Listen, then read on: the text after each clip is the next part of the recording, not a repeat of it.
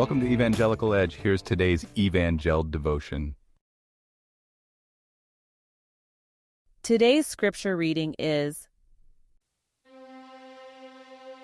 Wind and wave obey Jesus. Now when he got into a boat, his disciples followed him. And suddenly a great tempest arose on the sea, so that the boat was covered with the waves. But he was asleep. Then his disciples came to him and awoke him, saying, "Lord, save us, we are perishing."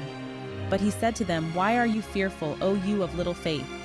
Then he arose and rebuked the winds and the sea, and there was a great calm.